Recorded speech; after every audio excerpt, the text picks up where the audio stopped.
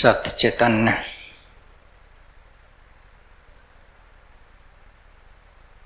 आज का एक प्रश्न है,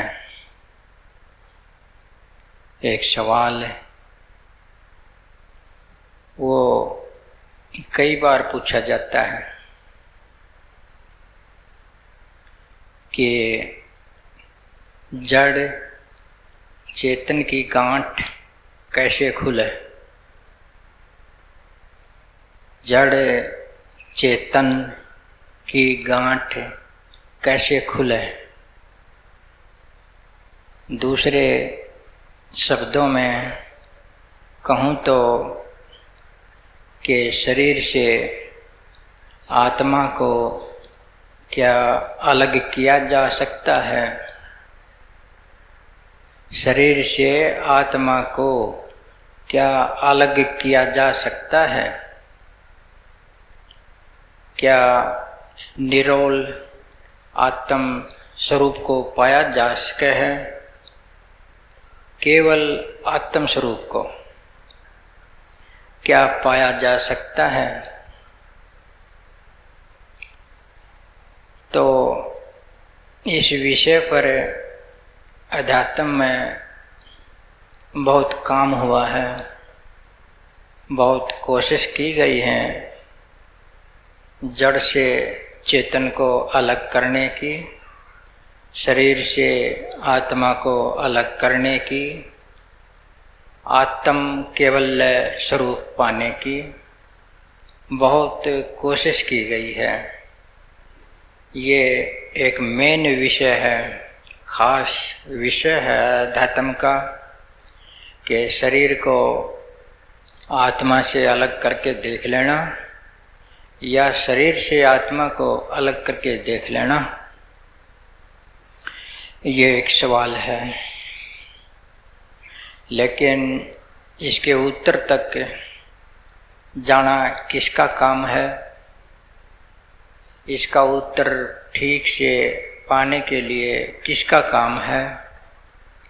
वो खोजी का काम है, जिज्ञासु का, जो सत्य को जानना चाहता हो, केवल सत्य को, केवल पूर्ण सत्य को जो जानना चाहिए चाहता है, ये उसका काम है।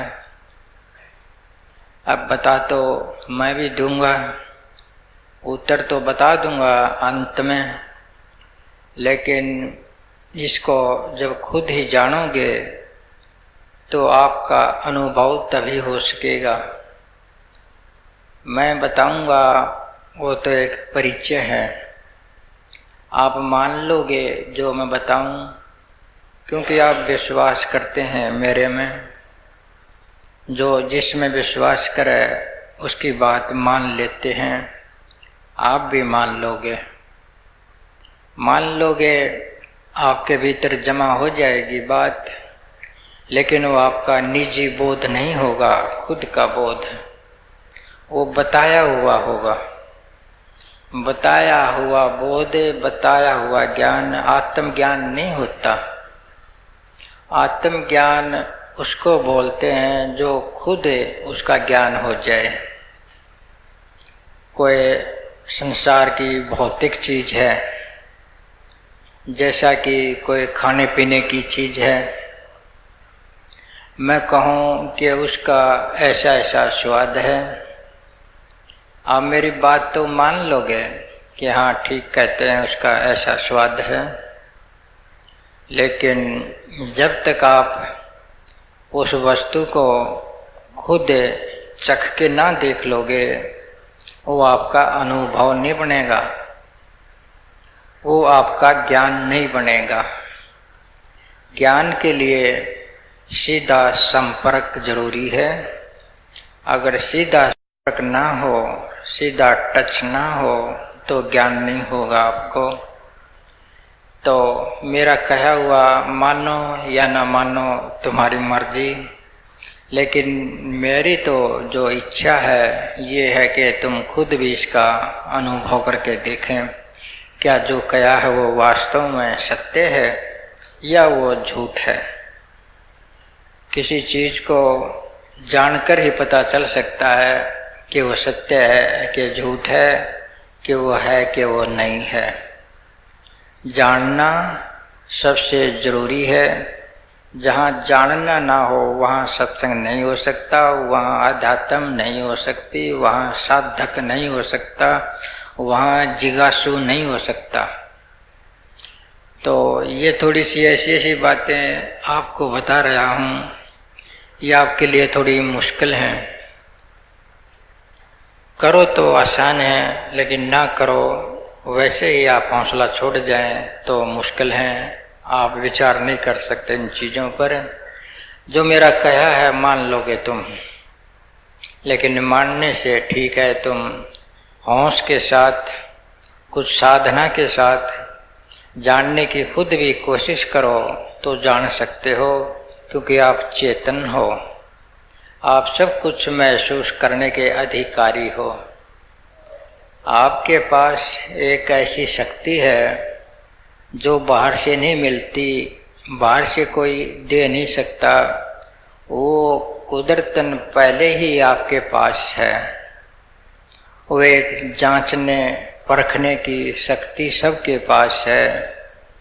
किसी चीज़ को परखना हो, जानना हो कैसी कैसी है, तो वो मीटर आपके पास है, वो चेतनता का, वो होश का, वो परख करने की कसौटी पहले ही सबके पास है। इसको कोई नहीं दे सकता तुमको, न कोई अवतार दे सकता, न खुद परमात्मा दे सकता, न कोई गुरु दे सकता, न कोई शास्त्र भक्ति तप दे सकता। ये होश की जो परखने की शक्ति है आपके पास, ये कुदरतन है। इससे को आपसे अलग नहीं किया जा सकता, आप इससे अलग नहीं हो सकते। तो क्यों ना इस शक्ति का ठीक से प्रयोग कर लो। जांच परख खुद करने लगो, तो जांच परख खुद करने लगोगे तो तुम्हारा अनुभव बन जाएगा। तो आध्यात्म में इस प्रश्न का उत्तर पाने के लिए कई कोशिश की गई हैं। पहली कोशिश है कल्पना साधना, दूसरी है तंत्र साधना, तीसरी है ध्यान साधना। इन चीज़ों के जरिए से कोशिश की गई है कि शरीर से अलग होने की, अलग से निजी आत्मा को अनुभव करने की, कि शरीर अलग है, आत्मा अलग है, इनको भिन्न भिन्न देखने की ये कई विधियां अपनाई गई हैं। अब कल्पना की विधि है, ये ज़्यादातर आजकल की विधि है। दार्शनिक लोग जो हैं, पढ़े लिखे लोग जो हैं, जो साधन नहीं करते, करीब करीब वो कागजी गुरु होते हैं, किताबी गुरु, इस प्रकार की बातें बताने लग जाते हैं कि तुमको कुछ ना करना पड़े और तुम जमे रहो उसके पास। कल्पना की साधना क्या है? वो बोलते हैं कि हम कुछ देर में ही आपको आत्मा का बोध करवा देंगे, ज़्यादा कुछ करने की ज़रूरत नहीं है। उसके लिए क्या दर्शन देते हैं कि लेट जाओ या बैठ जाओ और अपना मनोकल्पनाएं करने लगो कि ये जो शरीर है ये भी मैं नहीं हूँ, इसमें जो प्राण है, जीवन है, ये भी मैं नहीं हूँ, इससे परे मन है, माइंड है, इसको ही बोल दो कि ये भी मैं नहीं हूँ। इससे परे बुद्धि है, बुद्धि जिसके द्वारा हम विचार करते हैं कि ये भी मैं नहीं हूँ। इससे और भी आगे क्या है? इससे आगे अहंकार है, मैं है, कि ये मैं तो मैं हूँ ही नहीं, ये तो मेरी परछाई है, मैं तो इनसे भिन्न हूँ। इस तरह से सोचते सोचते ये कल्पना सिद्ध कर ली जाती है मन मन में कि मैं इनसे भिन्न हूँ, और वो अपने आप को भिन्न समझने लग जाता है। शरीर से, प्राण से, मन से, बुद्धि से, अहंकार से एकांत में भीतर ही भीतर अपने आप को जो है वो खड़ा कर लेता है। उस स्वरूप को ज़्यादा से ज़्यादा वो शून्य स्वरूप बोल देता है, शून्य स्वरूप। लेकिन ये शून्य स्वरूप है तो, लेकिन इस प्रकार की कल्पना साधना से नहीं होता है। ये तो साधना से होता है, रियल ध्यान से होता है, ये कल्पना से नहीं होता है।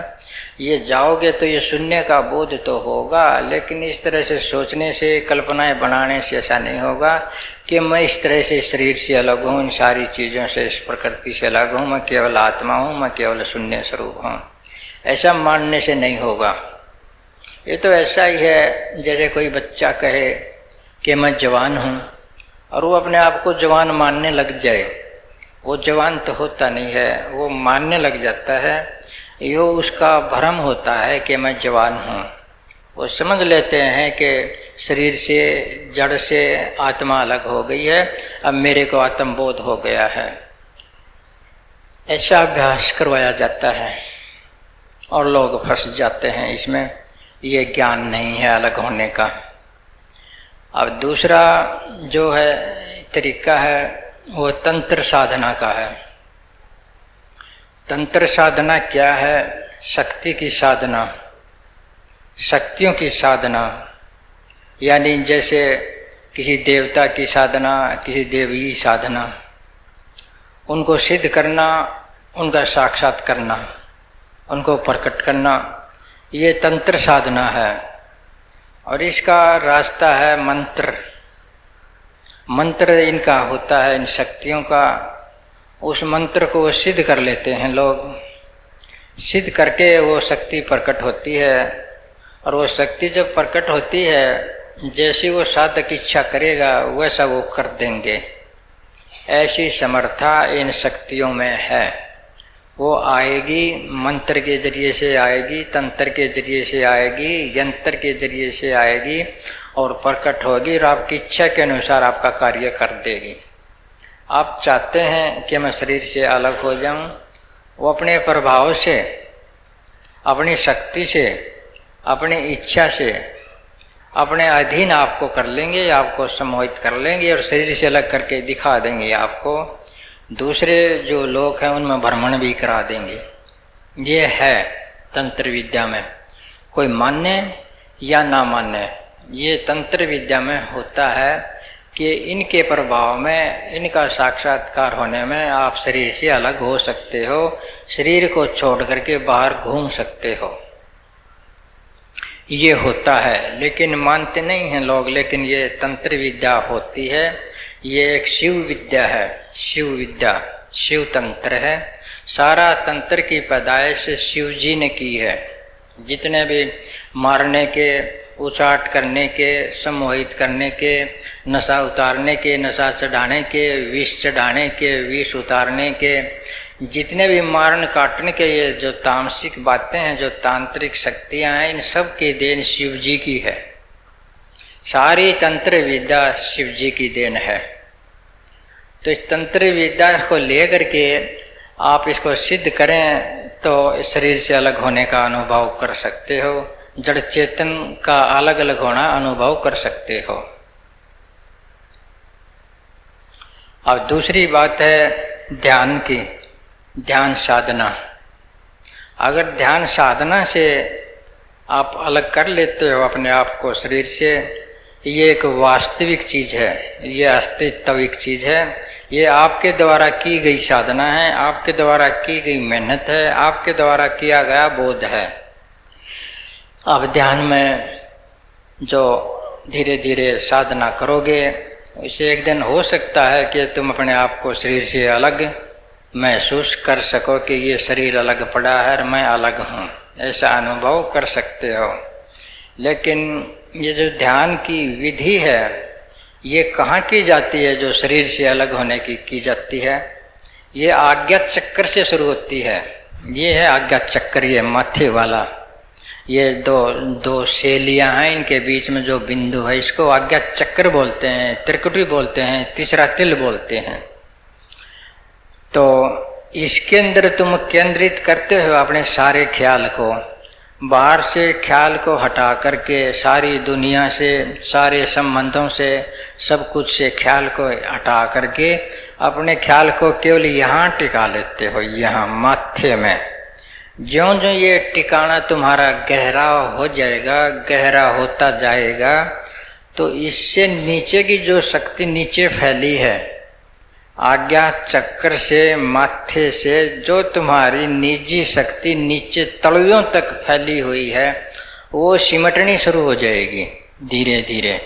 कईयों को होता है ना, ध्यान में शरण शरण होने लगती है, पैरों में पैर ठंडे होने लगते हैं, सुन होने लगते हैं, यहाँ तक शून्यता आ जाती है, यहाँ आकर के डर लगता है, कंठ के हालत में आके डर लगता है, या एक ऐसी अवस्था आती है जहाँ श्वास नहीं रहता। कुछ समय के बाद श्वास आ जाता है, जिस समय तक श्वास नहीं रहता तब तक डर लगता है कि मर ना जाऊं। इससे ऊपर जाके एक सहज बात है, फिर जो तुम्हारी नीचे की ऊर्जा है, भीतर की जो ताकत है जिसको प्राण बोलते हैं, तो वो जो ऊपर धीरे धीरे ऊपर चढ़ेगी, यहाँ माथे में आ जाएगी, इतनी केंद्रित हो जाएगी, वो आपको देखना भी संभव नहीं, इतनी तेज रूह में आपको दिखाई दे सके है। और वो ऐसी तेज रूह में एक तरीत इकट्ठी की हुई जो ऊर्जा है, एक वाहन का रूप ले सकती है, आपको वो लेकर आकाश में उड़ सकती है।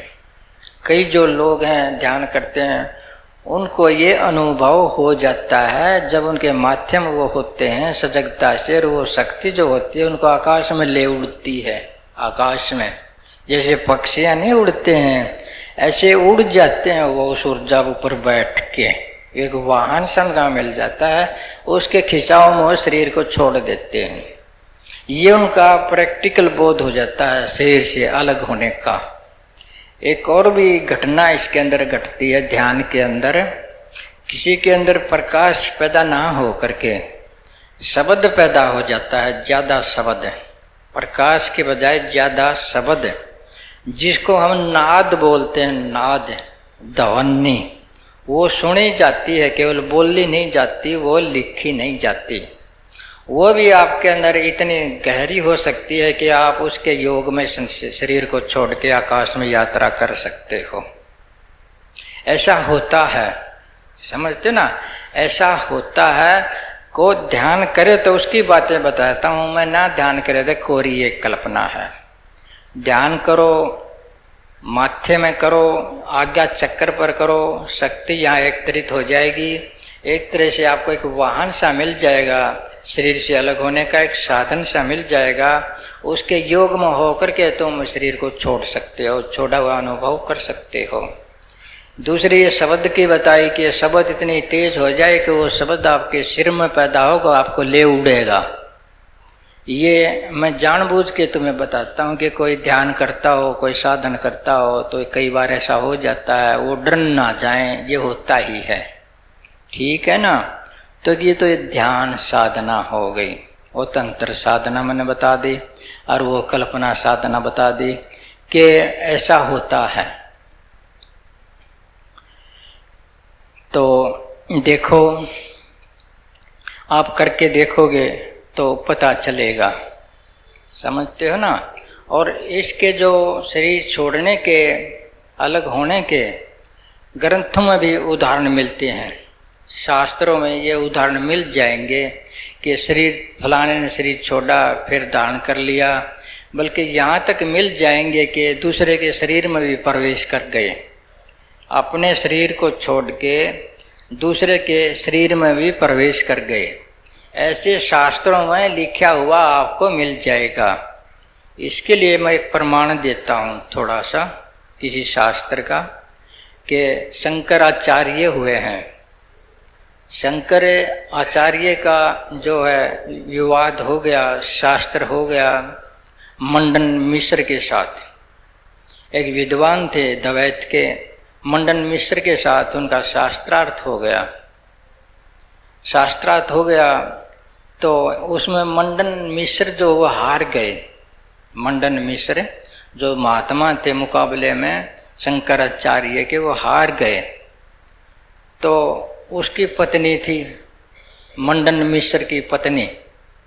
अब वो मंडन मिश्र की पत्नी थी उबे भारती, उबे भारती उसका नाम था। वो खड़ी होकर के कहने लगी कि महाराज जी ये पूरी तरह से हारे नहीं हैं, पूरी तरह से ये हारे नहीं हैं, अभी आधे हारे हैं। कि क्या मतलब? कि शास्त्रों में लिखा है कि जो पत्नी होती है वो अर्धांगिनी होती है, आधी हिस्सेदार होती है वो उसकी। आधा अंग पत्नी का होता है, आधा अंग जो है पति का होता है। ये तो आधा हारा है, अब तो आधा हारना बाकी है। और उस आधे हारने के लिए मेरे से तुमने मुकाबला करना होगा। उस औरत ने चैलेंज कर दिया कि मेरे से शास्त्रार्थ करना होगा। लेकिन शंकराचार्य ने मना किया कि मैं तो क्षत्रिय के साथ बातें नहीं कर सकता, मैं तो सन्यासी हूँ, मेरा धर्म खंडित हो जाएगा। लेकिन उभय भारती ने कई क्षत्रियों के उदाहरण दिए कि फलानी क्षत्रिय ने भी शास्त्रार्थ किया था, फलानी ने भी शास्त्रार्थ किया था, गार्गी ने किया था याज्ञवल्क्य के साथ, और उदाहरण दे दिए कि तुम क्यों नहीं कर सकते। तो उसने स्वीकार कर लिया कि शास्त्रार्थ मैं कर लूँगा, लेकिन मेरे को 1 महीने की मोहलत चाहिए।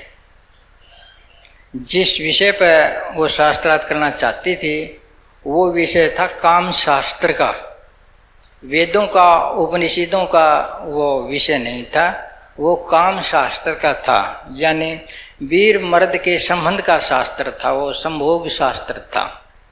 तो मैं तो इस पर करूँगी क्योंकि ये भी एक शास्त्र है, जीवन में उपयोगी चीज़ है, इसको भी शास्त्र बोलते हैं।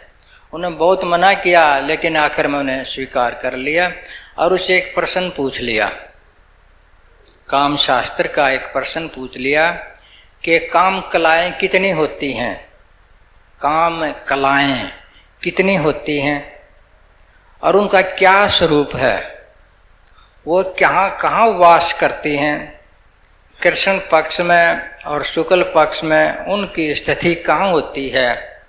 अब वो क्या बताए, गृहस्थ में तो वो गया नहीं, काम शास्त्र उसने पढ़ा नहीं, अब क्या बताए। इस तरह से एक स्थान पर वो हार जाते हैं। लेकिन फिर भी वो जो शास्त्रार्थ था वो नरम शास्त्रार्थ था, उसने 1 महीने की अवधि देती। लेकिन हारने का विधान तो सही था कि जो वर्तमान कैपेसिटी होती है उसी के अनुसार हारना और जीतना होता है। वर्तमान कैपेसिटी के अनुसार तो शंकराचार्य हार गए थे, लेकिन उसको तो ये थोड़ी सी ग्रेस दे दी कि 1 महीने में फिर तैयार होकर के आ जा। उत्तर नहीं देश क्या कैसे दे। निर्या सन्यासी था, उसने संसार का कोई बोध नहीं है, औरत का कोई बोध नहीं है, सेक्स का संभोग का कोई बोध नहीं है, तो हार गया। आधा जीवन अपनाएगा तो हारेगा, पूरा जीवन अपनाएगा तो भीतर बाहर का नहीं हारेगा। तो एक तरह से वो हार गया, लेकिन फिर भी उसको हारा नहीं मानना, थोड़ी उसको रियायत दे दी कि जा 1 महीने के बाद आ जाइए। 1 महीने के बाद की छुट्टी लेकर के और अपने शिष्यों के साथ वो वहाँ से चला जाता है। अब रास्ते में एक राजा की अर्थी निकल रही थी, एक राजा मर गया था नगरी का। तो शंकराचार्य ने समझा क्यों ना इस राजा के शरीर में प्रवेश कर जाऊं, अपना शरीर छोड़ के क्यों नहीं इस राजा के शरीर में प्रवेश कर जाऊं और महल में चला जाऊं, रानियों के बीच चला जाऊं, तो मैं काम शास्त्र के ये जो प्रश्न किए इनका उत्तर पा लूं। शरीर तो उसने स्वीकार नहीं किया, क्षत्रिय से संयोग का, बिना शरीर के क्षत्रिय से संयोग का उसने अपना जो मन बना लिया। बात तो एक ही है, मन से संयोग करो या शरीर से संयोग करो, संयोग तो क्षत्रिय से है। फिर भी उनको बचाने के लिए कि सन्यासी होकर के शरीर से संयोग में नहीं आया, उसका सन्यास बच गया। बच्चा बचाया कुछ नहीं, जब मन से संयोग हो गया। तो उसने क्या किया, अपने जो शिष्य थे चिल्ले उनको कहा कि सुरक्षित जगह मेरे को ले चलो, मैं अपना शरीर छोड़ दूंगा और राजा के शरीर में प्रवेश कर जाऊंगा। 1 महीने तक मैं इस जो प्रश्न है इनका उत्तर पा लूंगा। तो उसने ऐसा ही किया, एक सुरक्षित जगह जा करके अपने शरीर को छोड़ दिया। छोड़ करके वो दूसरे शरीर में प्रवेश कर गया। वह उन्हें काम शास्त्र का ज्ञान प्राप्त किया। शास्त्र का जो ज्ञान प्राप्त के फिर वापिस शास्त्रार्थ किया, फिर उदय भारती को हरा दिया, ऐसा लिखा है। उसके बाद उसको हरा दिया। लेकिन जहाँ तक की बात है, ये ध्यान वाली बात नहीं है, ये तंत्र की बात है। तंत्र की मैंने जैसी बात बताई थी, ये तंत्र की बात है। क्योंकि उभय भारती ने प्रार्थना की थी कि मैं शरीर छोड़ रही हूँ, मेरे लिए शरीर यंत्र बना देना। शरीर यंत्र का मतलब है एक रूपरेखा सी बना देते हैं, ऐसे तो एक नक्शा सा बना देते हैं मंत्रों के साथ, उसमें आकर के वो आत्मा निवास करती है वहाँ। ऐसा शरीर यंत्र का वर्णन आता है। ये शरीर यंत्र तंत्र में आता है। अब शरीर यंत्र तंत्र में आता है तो शंकराचार्य एक तरह से तांत्रिक भी थे, समझे ना, वो तांत्रिक भी थे।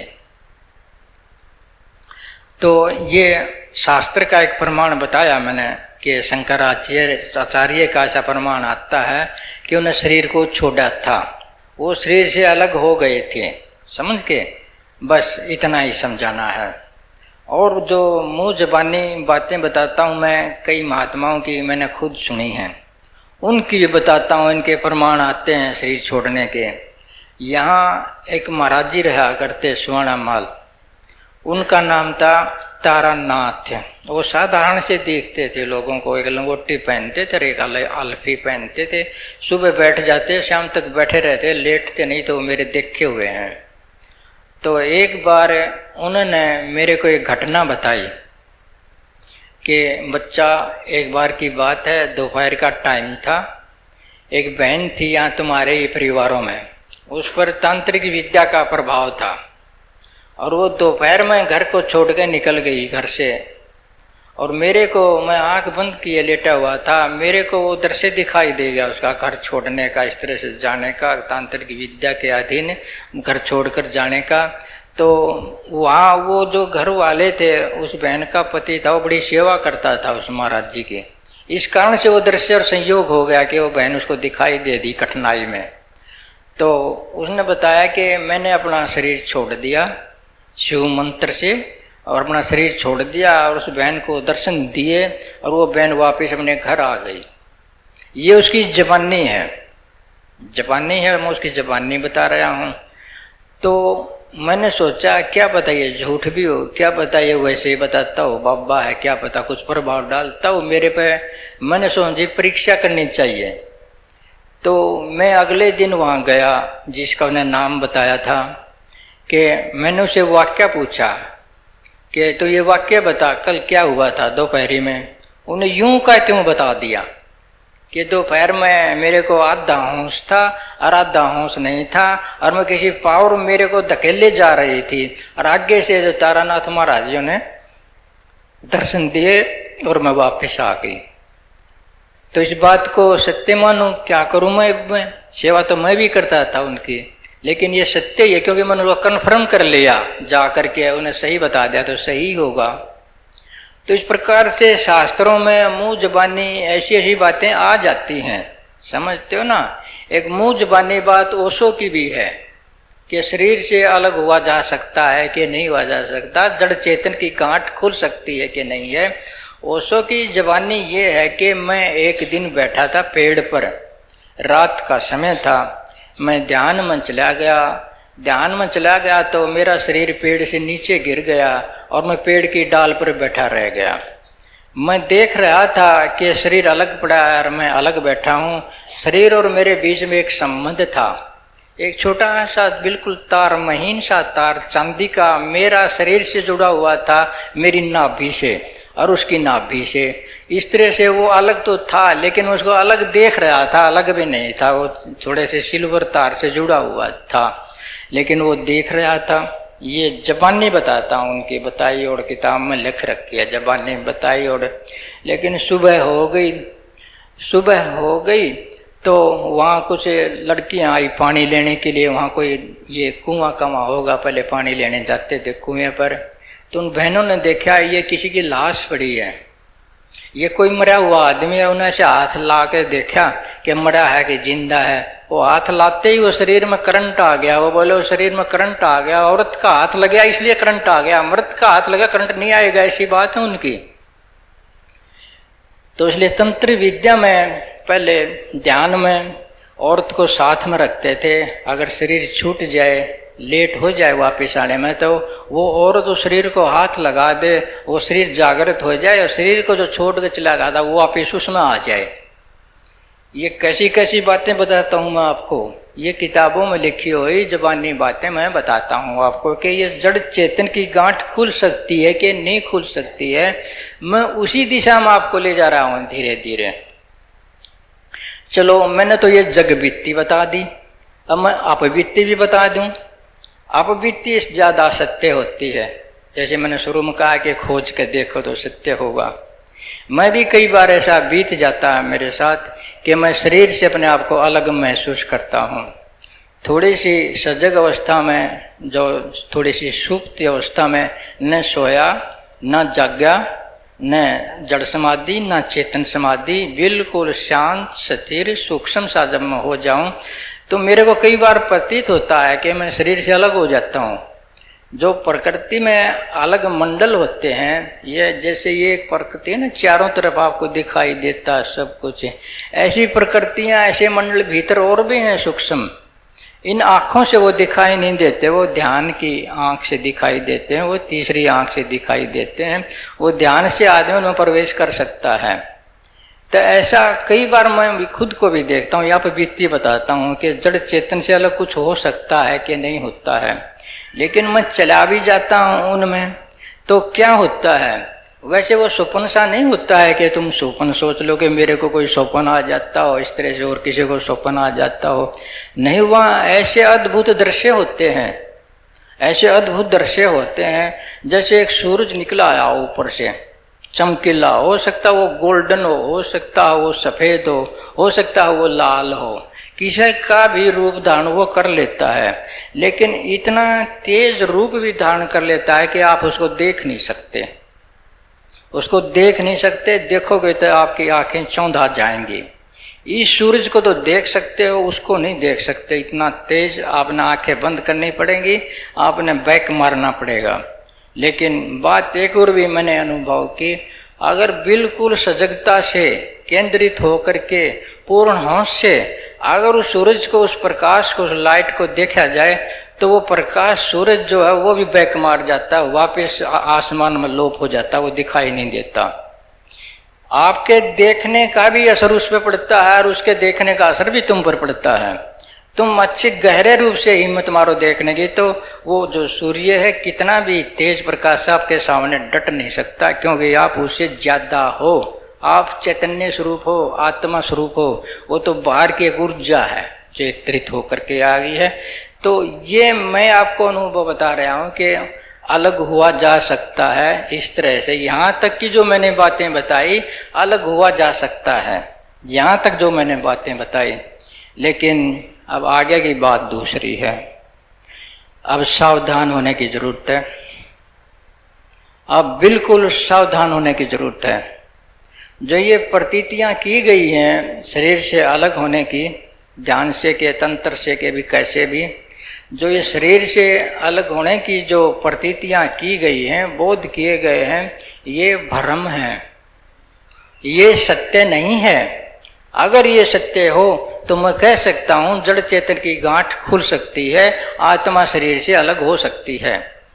अब यहाँ से आपका माइंड दूसरी तरफ दौड़ना शुरू होगा कि अब तो ये बता रहे थे कि अलग हो सकता है, ऐसे उदाहरण हैं, लेकिन ये भ्रम के उदाहरण हैं, ऊपर ऊपर के उदाहरण हैं, फुल नॉलेज के उदाहरण नहीं। ये अधूरे ज्ञान की अवस्था में ये सत्य लगता है कि जैसे आत्मा शरीर से अलग हो जाती है, कि जड़ चेतन की गांठ खुल जाती है।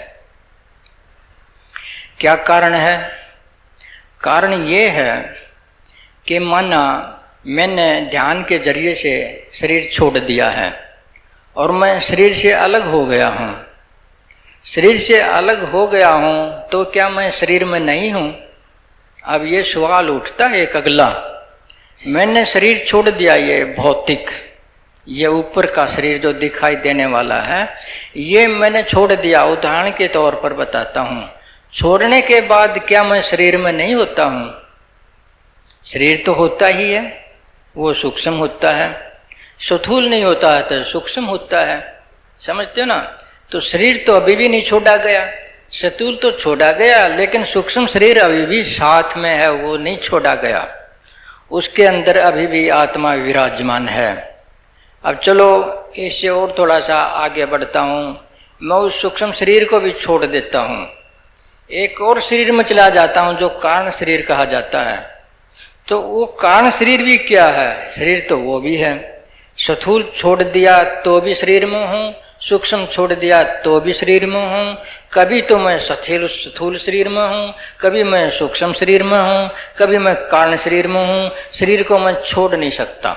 मैंने जो अनुभव किया है और मैं जो अनुभव किया है इसके आधार पर मैं कह सकता कोई भी नहीं छोड़ सकता, क्योंकि प्रकृति रहित आत्मा हो नहीं सकती। जो पूर्ण शरीर है ये भौतिक शरीर ही पूर्ण शरीर नहीं है, इसके अंदर एक और सूक्ष्म शरीर है, एक और कारण शरीर है। इन तीनों को मिलाने से एक पूर्ण शरीर बनता है।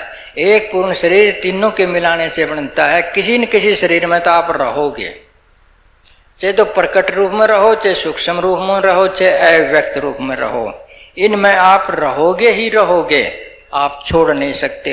ये मैं अपना निजी अनुभव बताता हूँ, किसी को फिट आए ना आए या ना आए, किसी किताब में लिखा है या ना लिखा है, मेरे को फिक्र नहीं है। मैंने जो अनुभव किया है यही है कि आत्मा केवल आत्म स्वरूप को धारण नहीं कर सकती, उसके साथ शक्ति स्वरूप जरूर रहेगा। शक्ति स्वरूप के बगैर वो वापस आ नहीं सकती, ध्यान से कि समाधि से कुछ भी नहीं कर सकती है। एक मोटी बात आपको मैं समझाने के लिए बताऊं कि उसको कोई तर्क काट नहीं सकता, उस बात को कोई शास्त्र काट नहीं सकता, कोई महात्मा काट नहीं सकता। ये पक्की बात बताता हूँ, जो मैं बात बताऊँ उसकी कोई काट नहीं है, क्योंकि ये मेरा अनुभव है, जिंदा अनुभव है। जो मैं बताऊँ कोई सतह है, सतह, सतह को समझते हो तुम? सतह जो ऊपर ऊपर जो दिखाई देता है, सतह। जैसे सागर है, सागर के ऊपर जो ऊपर ऊपर का हिस्सा दिखाई देता है उसको सतह कहते हैं। ऊपर की जो सतह है, जो ऊपर ऊपर की जो परत है सागर की, उसको सतह बोलते हैं। सतह के बगैर गहराई नहीं हो सकती, सतह के बगैर गहराई नहीं हो सकती, गहराई के बगैर सतह नहीं हो सकती। आप जोर मार लो इस बात पर, काट नहीं सकते कि कोई सतह है। सतह इसलिए है कि उसकी गहराई है, कोई गहराई है, गहराई इसलिए है कि उसकी सतह है। आप सागर का, एक समुद्र का उदाहरण ले लो आप। अब ऊपर ऊपर की जो पानी की परत है वो सतह है, आप उसको हटाना शुरू कर दो, हटाते जाओ, गहराई भी हट जाएगी। उधर आत्मा से हटाना लग जाओ तो जो सतह भी हट जाएगी। एक दूसरे को हटाओगे तो एक दूसरी हट जाएगी, बच नहीं सकती। सतह ही गहराई है, गहराई ही सतह है, ये दोनों एक हैं। अगर ये सत्य है तो आत्मा शरीर के बगैर कैसे हो सकती है? शरीर सतह है, प्रकृति जैसे सतह है आत्मा की, और आत्मा प्रकृति की गहराई है। आत्मा प्रकृति के बगैर नहीं हो सकती, परमात्मा प्रकृति के बगैर नहीं हो सकती, क्योंकि वो सतह है। सतह नहीं हो सकती बगैर गहराई के, हर एक चीज की गहराई है। आज तक तो वैज्ञानिकों को देख लो आप, जो ये कण होता है छोटा, ये आपको कण दिखता है ना, बालू कण, धीरे धीरे इसके तोड़ते अंदर तक चले गए, इसकी गहराई खोज ली, वो बिल्कुल अदृश्य है। उसको ऊर्जा बोलते हैं, इसको पदार्थ बोलते हैं, कि ऊपरी रूप में पदार्थ है, भीतरी रूप में ऊर्जा है। तो उस गहराई का ऊर्जा को मिटा दें तो ऊपर का ही मिट जाएगा, ऊपर का मिटाएं तो भीतर का ही मिट जाएगा। आप कहाँ तक छोड़ोगे सतह को? सतह और गहराई दोनों एक हैं, इनको कोई अलग अलग कर नहीं सकता।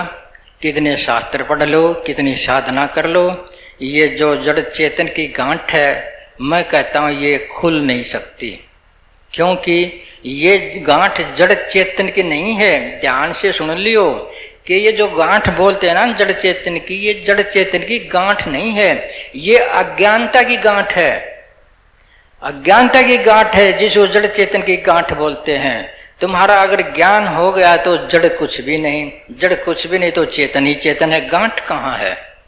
गांठ तो जब है जब तुम पूरे नहीं हो, या तो ऊपर रहते हो या भीतर रहते हो, या भीतर को देखते हो या बाहर को देखते हो, एक को रिजेक्ट करके तुम रहते हो, गांठ तब है। अगर तुम संपूर्ण को देखो कोई गांठ नहीं, पूरे ज्ञान की अवस्था में जड़ चेतन की कोई गांठ नहीं है। सब कुछ जो है एक सरल है, सब चैतन्य स्वरूप है, सब जगह एक साथ चैतन्य व्यापक है, कोई गांठ नहीं है, कोई सिद्ध नहीं कर सकता। तो अब ये गांठ जड़ चेतन की गांठ तो अज्ञानता की गांठ हो गई। मेन जो बात है ये जड़ चेतन की गांठ खोलने का नहीं है, ये अज्ञानता की गांठ खोलने का है। पूर्ण सत्य को जानने का मामला है, ये पूरा ज्ञान पाने का जानना है। तुम अपने पूरे स्वरूप को पाओगे तब ये गांठ गूंठ कुछ नहीं, अच्छा तो तुम चेतन ही अनुभव करोगे। अब ये जो है ये एक और इसके विपरीत है। ये तो जैसा कि द्वैत की बातें हुई, जैसे कि द्वैत सिद्ध कर दिया हो मैंने कि जो व्यक्ति आत्मा है, जीव आत्मा, वो नित्य है क्योंकि वो शरीर नहीं छोड़ सकती, प्रकृति नहीं छोड़ सकती। और जीव आत्मा अगर तुम छोड़ देगी शरीर को तो वो रहेगी क्या, कुछ भी नहीं। फिर उसका होना गौण है, वो कुछ नहीं अगर वो शरीर बगैर शरीर की होगी। लेकिन ये जीव आत्मा तभी तक है जब इसके साथ शरीर है। जब इसके साथ शरीर ना हो तो जीव आत्मा नहीं कहते, इसको ब्रह्म बोल देते हैं, बगैर शरीर का ब्रह्म। लेकिन ये झूठ है, ये जीव आत्मा सदा नित्य है, सदा से है, सदा नित्य रहेगी। अगर आप बुलबुले की तरह से हो तो एक ज्ञानी है, द्वैती है, अनामा जी महाराज हैं, द्वैत के हैं, वो कहते हैं कि जो ब्रह्म सत्यम और जगत झूठ, ब्रह्म सत्यम और जगत झूठ है, यानी कि सारा संसार ये झूठ है।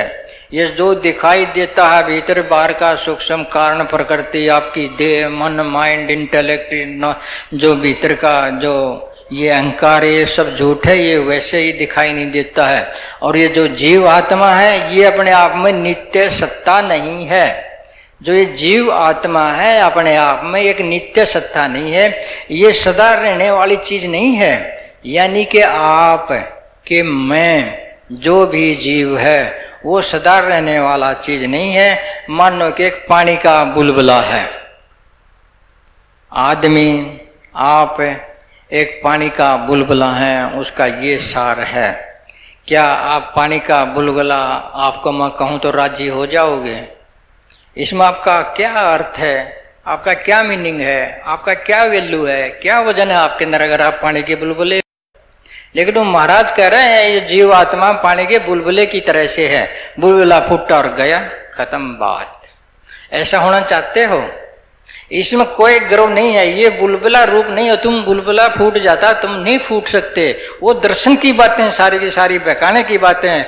वास्तव की बात यह है कि बुलबुला फूट सकता, आप नहीं फूट सकते। आप नित्य हो सदा, जैसे परमात्मा नित्य है वैसे ही आप भी नित्य हो, क्योंकि आपके रूप में ही परमात्मा ही है, कोई भेद नहीं है। परमात्मा चेतन है, आप भी चेतन है, समगुणी हो। जो परमात्मा में गुण है वो आप में भी है, वो चेतन है, आप भी चेतन हो। ये समानता सिद्ध करता है कि आप और उसमें कोई अंतर नहीं है, फिर भी आप अलग से हो। चाहे मैं बता दूं कि आपके उनमें कोई अंतर नहीं है, फिर भी आप अलग से हो, चाहे अंतर नहीं है। आप एक भी हो और उससे भिन्न भी हो, ये आपने मानना पड़ेगा। तो जो आपका बुलबुला स्वरूप है ये नित्य नहीं है, ये नाशवान है। अब बुलबुला फूट जाए, वो पानी सा जो दिखता है बुलबुले का, वो चला जाए तो आपका क्या होगा? मानना है आपका ये शरीर है, ये आपको बुलबुले जैसा है, ये फूट जाए तो आप कहाँ, आपका क्या हाल होगा? आप होगे कि नहीं होगे? मेरे ख्याल तो नहीं हो सकते। जैसे बुलबुले के अंदर आकाश होता है और जो वो बुलबुला फूट जाए तो आकाश आकाश में गया, उसे तो अपना बोध ही नहीं रहा, उसका इकाई रूप खत्म हो गया। वो इकाई रूप नहीं रहा, वो नित्य शाश्वत चीज नहीं रही, वह ऐसा हो गया जैसा कि है ही नहीं, सदा के लिए मृत्यु। जीव आत्मा बुलबुले के समान है। इसका मतलब है कि जीव आत्मा नश्वर है, ब्रह्म है, असत्य है। जो ब्रह्म की वो है माया, जिसको प्रकृति बोलते हैं, वो तो है नित्य। क्यों? उसको अनादि बोला गया है। ब्रह्म को जिसने आच्छादित कर लिया है, ब्रह्म को जिसने सदा के लिए ढक लिया है, वो जो अनादि माया है शंकराचार्य की, वो सत्य है, क्योंकि वो अनादि है, वो कोई पैदा नहीं हुई। अनादि है तो पैदा नहीं हुई, पैदा हुई तो नहीं मरेगी। लेकिन आपकी जो माया है, आपके साथ जो माया है, वो अनादि नहीं है, वो आदि है, क्योंकि ये पैदा होती है और मरती है। जो पैदा होती है, जो मरती है, वो अनादि नहीं होती। तो आपका शरीर अनादि नहीं है, आदि है, ये समाप्त होने वाला है। अगर आप अपने आप को ऐसा ही मान लोगे तो साधना करने की तुम्हें क्या जरूरत है? यदि तुम बुलबुला ही हो तो फूट जाएगा, तुम्हारा तो अर्थ ही खत्म हुआ, तुम्हारा तो होना ही खत्म हुआ। तुम्हारे साधना करने का अर्थ जब तो है, कुछ भीतर का अपने आप को पाने का अर्थ तब तो है जब तुम कुछ अपने आप में भी हो। तो मेरा कहने का मतलब है तुम नित्य सत्ता हो जीव आत्मा के रूप में, तुम भी नित्य सत्ता हो जैसे परमात्मा नित्य सत्ता है, और इनमें कोई भेद नहीं है, उसके साथ एक होते हुए भी ये नित्य है। समझ गए इस बात ने? तो इस बात को और समझाऊं मैं एक बात थोड़ा सा उदाहरण दे करके। तो जो वो अनामा जी महाराज द्वैत का प्रचार कर रहे थे, वह प्रचार करके अपना निकल गए, रास्ते से जा रहे थे। उसके रास्ते में एक प्रबुद्ध आदमी लौट गया। प्रबुद्ध आदमी जिसको पूरा ज्ञान हो, ऐसा आदमी उस जो अनामा जी के रास्ते में लेट गया बीमार हो करके। भीड़ा रास्ता था, एक के आदमी वहां से जा सकता था, उस एक का आदमी जहां से जा सकता था उस रास्ते में वो आदमी लेट गया। तो उधर से वो अनामा जी आ गया। अनामा जी ने कहा कि भाई हट भाई मेरे को रास्ता दे। तो वो जो आदमी था जो अपना इस तरह का रूप लेकर के लेटा हुआ था, उन्हें तो परीक्षा लेनी थी। उन्हें प्रश्न कर दिया कि किसको कह रहे हो हटने के लिए, रास्ते से हटने के लिए किसको कह रहे हो आप? शरीर को कह रहे हो। शरीर तो जड़ है, ये नहीं हट सकता। क्यों जड़ हट सकता है कोई? जिसमें ज्ञान ही नहीं, चेतना ही नहीं, जड़ है वो, जिसको तो जड़ कहते हैं जो हिलडुल नहीं सकता। तो कहने लगा कि अगर शरीर को कहते हो तो शरीर तो हट नहीं सकता, क्या करूं अब मैं? अगर ब्रह्म को कहते हो हटने के लिए, शरीर में जो जीवात्मा है उसको ब्रह्म मानते हो, अगर उसको तुम हटने के लिए कहते हो वो भी नहीं हट सकता, वो तो सर्वव्यापक है, पहले ही सब जगह है, किसको कह रहे हो आप? ब्रह्म इधर उधर जा नहीं सकता क्योंकि पहले ही सर्वत्र है। कहाँ से कहाँ जाएगा? यहाँ है और वहाँ नहीं हो तो जा सकता है, यहाँ भी है और वहाँ भी हो तो कहाँ जाएगा? कहीं नहीं। ये मेरे को बताओ, तुम शरीर को कह रहे हो कि ब्रह्म को कह रहे हो हटने के लिए? वो बेचारा विचलित हो गया, अब क्या बताए भाई उसको। लेकिन इसका सवाल वो नहीं दे सके कि किसको कह रहे हैं। अगर वो इसका सवाल देता है उसका जो मत खंडित होता है। अगर इसका सवाल दे तो शरीर को चेतन बताना होगा, और इसका उत्तर दे तो जो उसके शरीर के अंदर जीव आत्मा है उसको नित्य बताना होगा, बुलबुले जैसा नहीं बताना होगा कि वो हट सकती है, जा सकती है, आ सकती है, सोच सकती है। उसको ऐसा बताए तो उसका ब्रह्म मत खंडित होता है कि परमात्मा है परिवर्तनीय है, कि परमात्मा सोच नहीं सकता, निर्गुण है, वह व्यक्त नहीं हो सकता। ऐसा बताए तो ऐसा सिद्ध हो जाएगा, उसका मत खंडित हो जाएगा कि ब्रह्म निर्गुण है, ब्रह्म निराकार है, ब्रह्म कार्य है, अचल है, वो उसका मत खंडित हो जाएगा। लेकिन मैं बात बताता हूँ इसके पीछे सही क्या बात है, सही निचोड़ ले आए हम। तो जो वो लेटा है वो ये कह रहा है कि जो मैं ये लेटा हूँ प्रकृति और ब्रह्म का संयुक्त रूप हूँ, संयुक्त रूप हूँ मैं, प्रकृति और ब्रह्म का संयुक्त मिला जुला रूप हूँ मैं, जो जीव आत्मा के रूप में हूँ। ये जो बाहर मेरी प्रकृति है सारी की सारी ये प्रकृति है, मेरी शक्ति है, और अंदर जो मेरी जीव आत्मा ये ब्रह्म है, दोनों का मिला जुला रूप हूँ मैं। प्रकृति भी हूँ और मैं ब्रह्म भी हूँ, हमें अलग अलग कोई नहीं कर सकता। अगर मैं दोनों ही चीजों तो हट सकता हूँ, इनमें से एक हूं तो भी नहीं हट सकता। समझते हो ना? अगर जड़ है शरीर तो शरीर कैसे हटेगा? ब्रह्म हटना चाहे तो नहीं हट सकेगा क्योंकि शरीर उसका साथ नहीं देता, वो जड़ है। कैसे हिलाओगे आप? कैसे हिलाओगे? ये धरती को हिला के दिखाओ ना कोई थोड़ा सा, वो तो इतनी भारी हो जाएगी। कोई सपने में जो दब जाता है वो अपना हाथ भी नहीं उठा सकता क्योंकि वो हाथ उसका साथ नहीं दे रहा।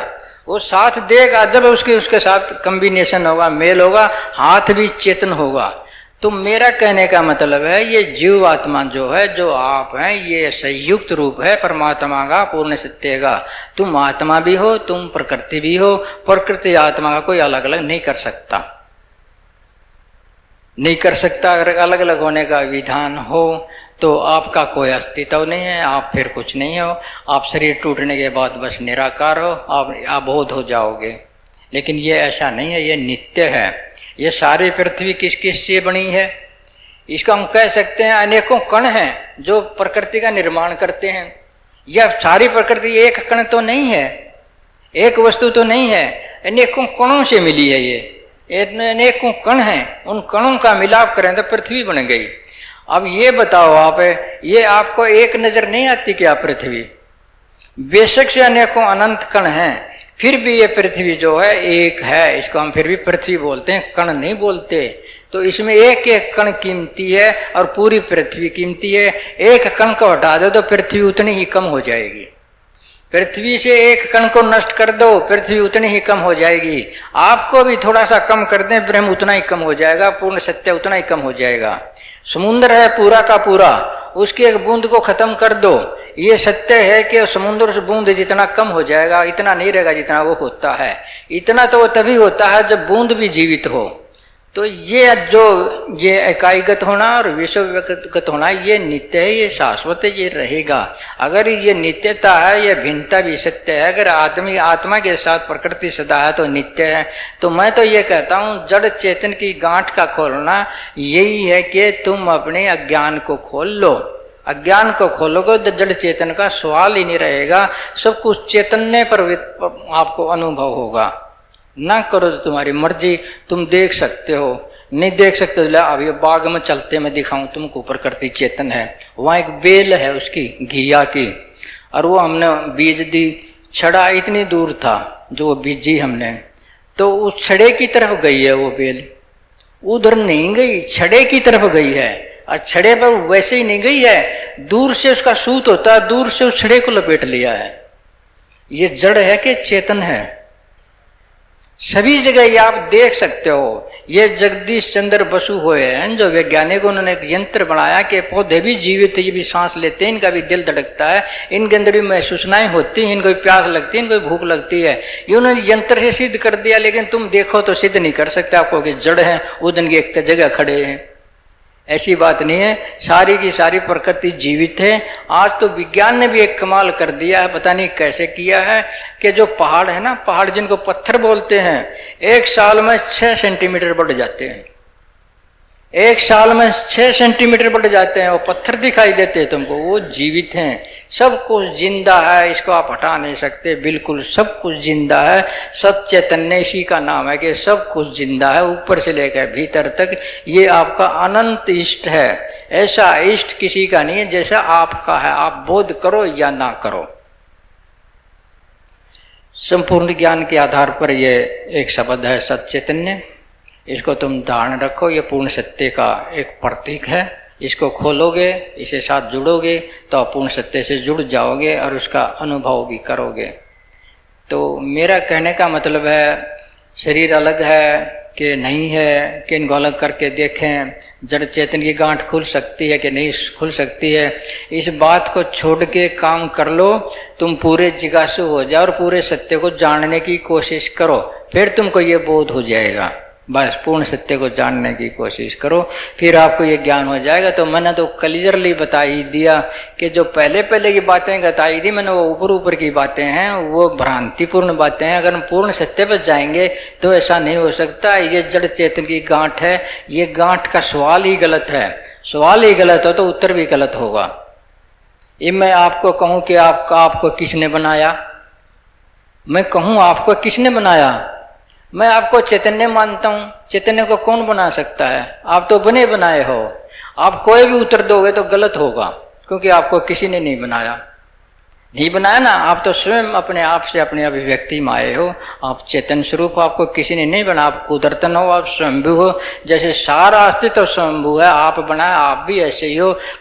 आप भी इसकी एक प्रकटता, एक धारा हो, बस इतना ही मान लो।